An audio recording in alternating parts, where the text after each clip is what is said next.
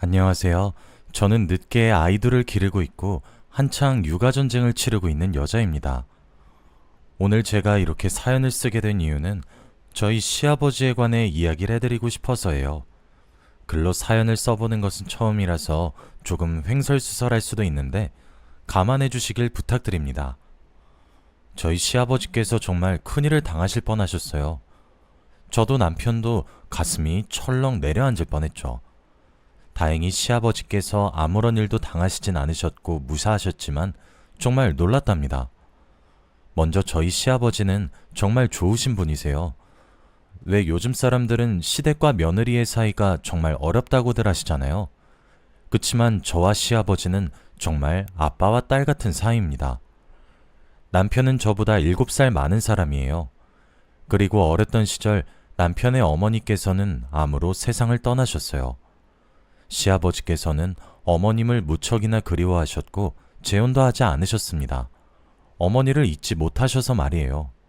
그래서 시아버지는 서툴지만 혼자 남편의 모든 생활을 책임지셨습니다.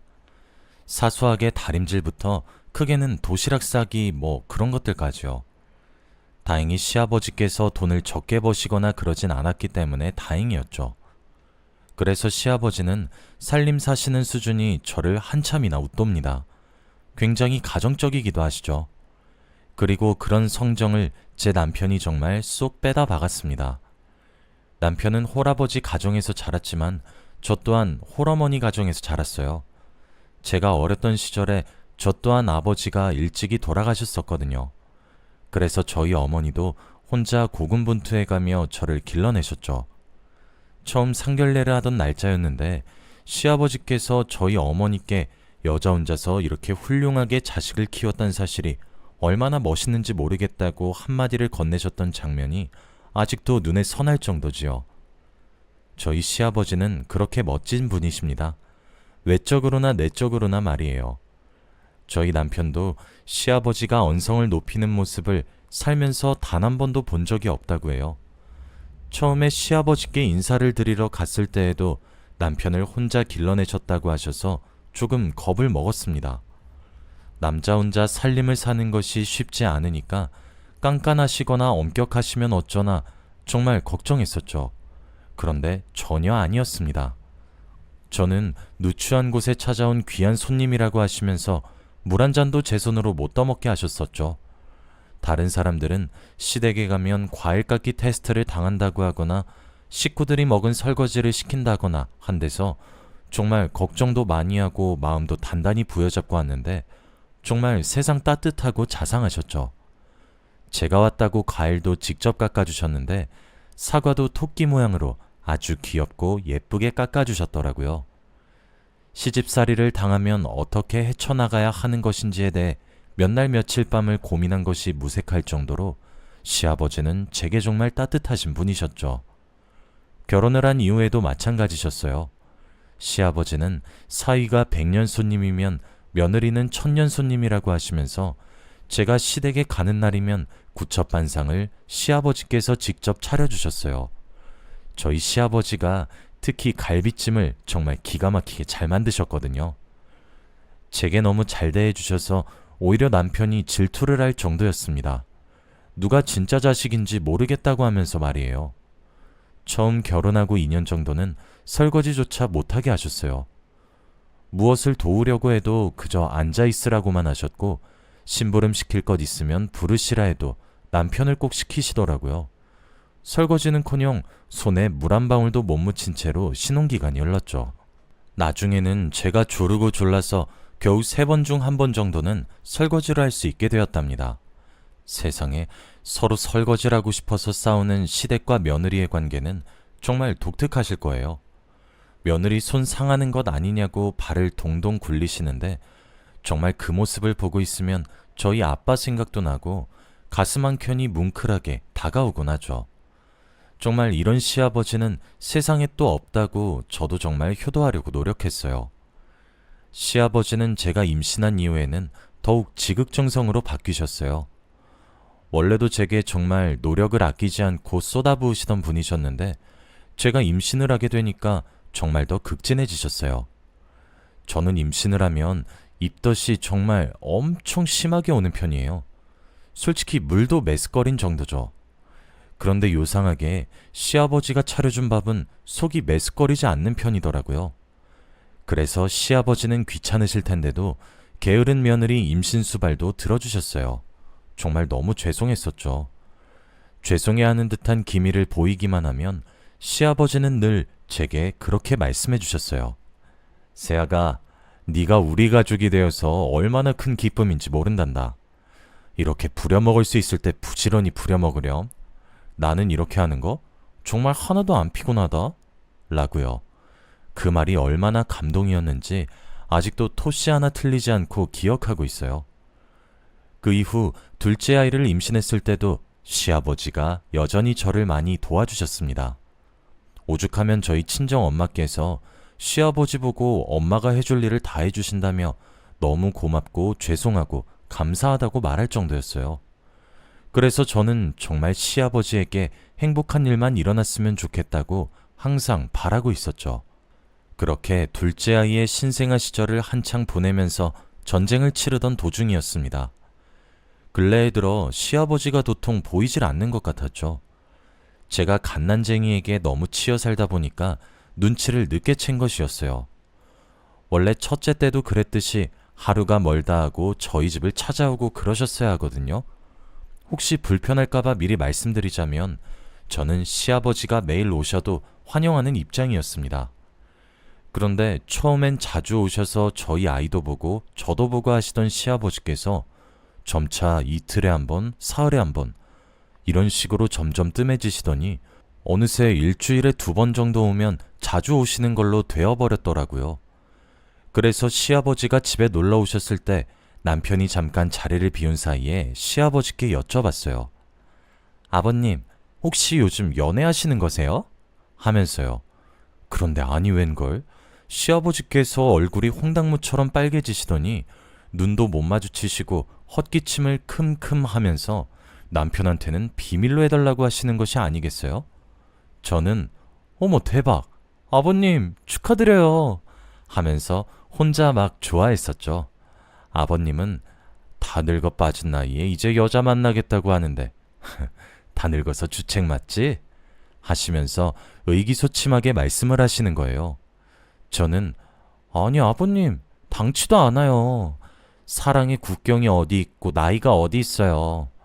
그리고 우리 남편도 아버님 사랑 응원할 거예요. 저번에 아버님 혼자 사시는 거 너무 외로울 것 같지 않냐고 제가 넌지시 물어본 적 있는데 남편도 아버님이 좋은 여사님 만나서 노년 행복하게 보내시면 좋겠다고 저한테 살짝 얘기한 적이 있거든요. 아버님 축하드려요. 너무너무 잘 된 것 같아요. 하며 시아버지의 마음을 안심시켜 주었죠. 시아버지는 제 말에 안심했는지 활짝 웃으셨고 시일 내로 아들에게도 말을 하겠다 하셨죠.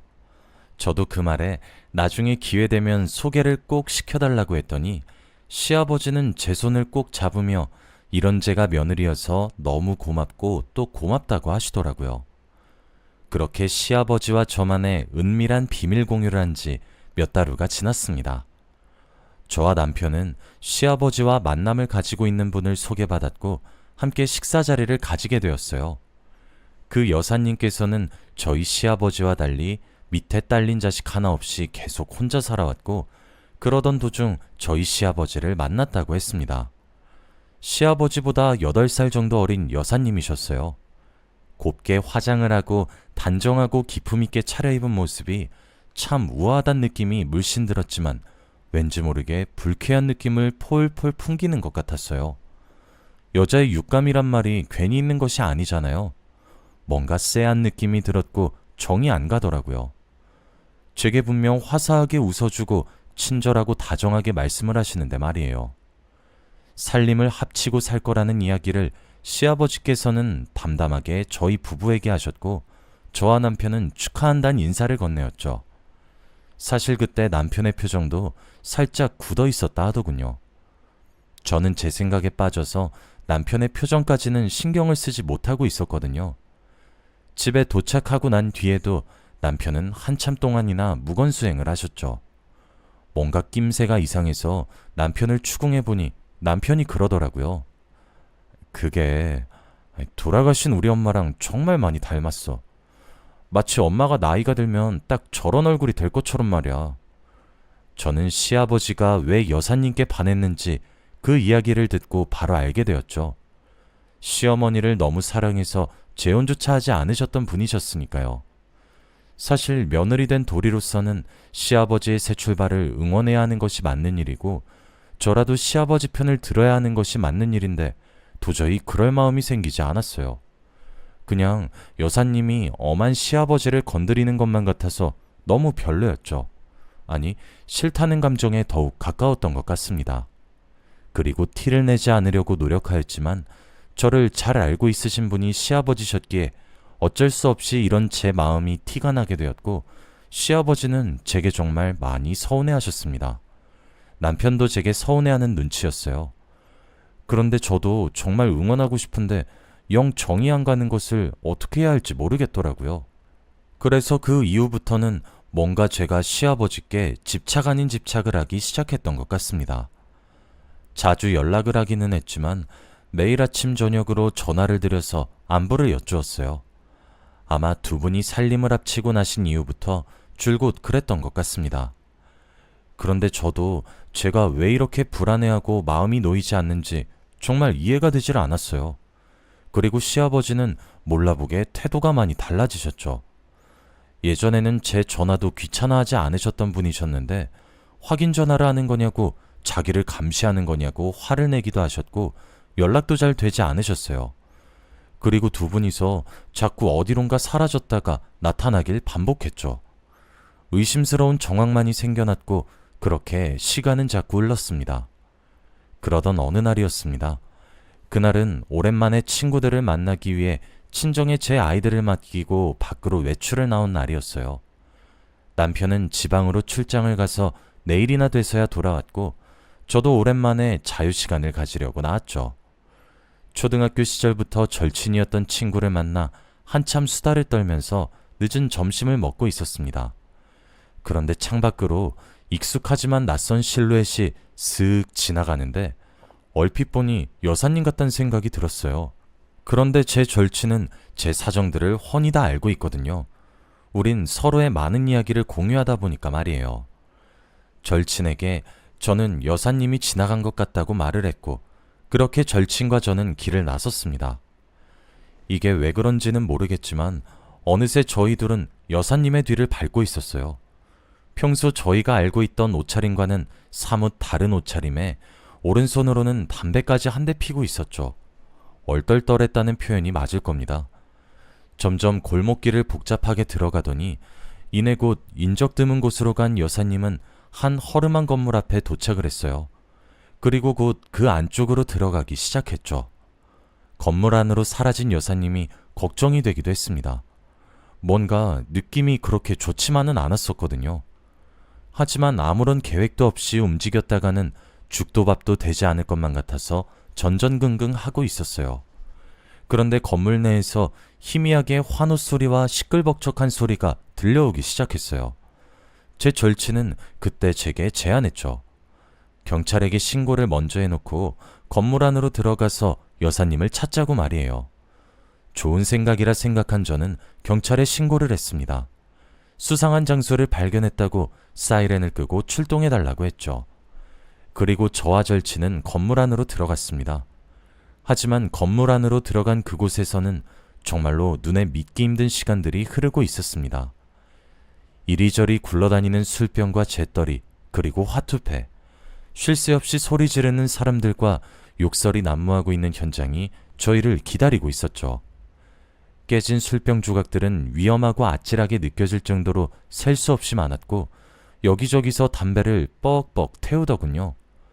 낄낄거리며 웃고 있는 사람들은 죄다 테이블 하나를 둘러앉아 원 모양을 이루고 있었고 그런 무리들을 여럿 발견할 수 있었습니다. 그리고 한 원의 중심에는 놀란 표정의 여사님이 입에 담배를 물고 앉아 계셨어요.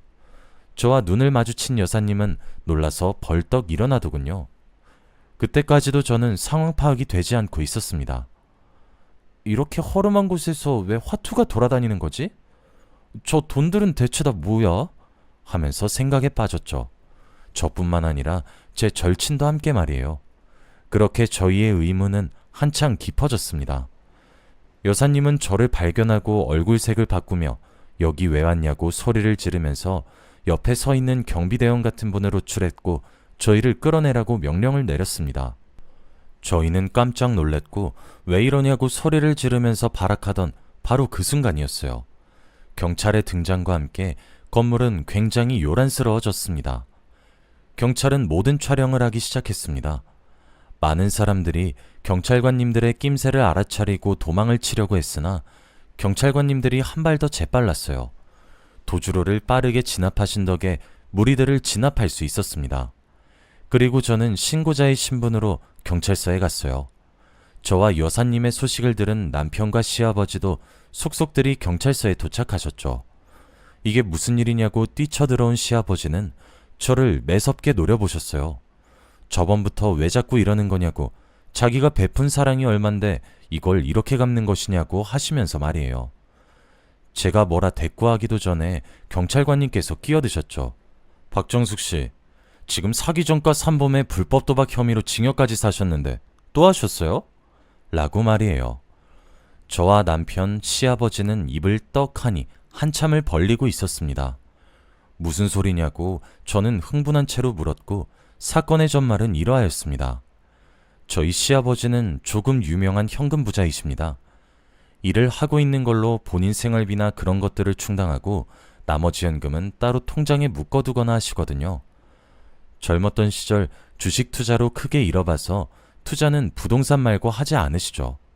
그런데 이게 시아버지가 다니고 계시던 부동산 쪽에서 이야기를 흘려듣게 되었나 보더라고요.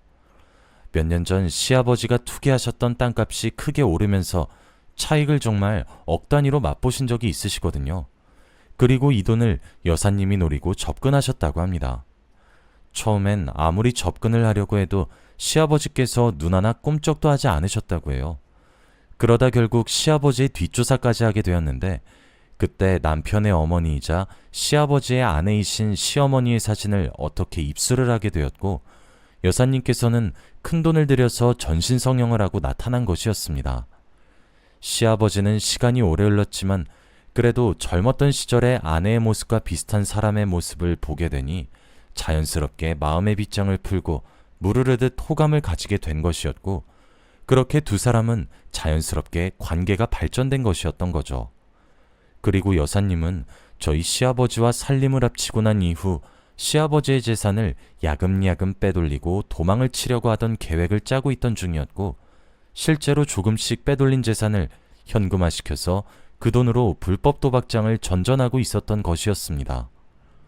저희 앞에서는 우아한 백조 마냥 술이 뭔가요? 담배가 뭔가요? 하면서 내숭이란 내숭은 다 부리면서 조신한 척이란 척은 다 해놓고 뒤에서 이렇게 호박씨를 까고 있었던 것이었던 거죠. 알고 보니 이름도 나이도 전부 거짓으로 조작해놓고 시아버지를 속여 모든 재산을 빼돌리려고 작당을 했던 거였어요. 제가 우연한 기회로 여사님의 뒤를 밟지 않았으면 저희 시아버지는 정말 눈뜨인 채로 코가 베일 뻔했던 거였죠. 여사님은 당연히 불법 도박의 혐의로 경찰의 구속수사를 받게 되셨고 시아버지는 큰 마음의 상처를 얻으셨죠. 몇 개월간은 저희도 만나려 하지 않을 정도로 혼자 계시려고만 하시더니 그 기간이 지난 후 하루는 말도 없이 저를 찾아오셨더라고요. 그러면서 제게 고맙다고 손을 꼭 잡으며 말씀을 하셨죠. 제 덕에 재산도 지킬 수 있었다고 인사가 너무 늦었다고 하시면서 말이에요.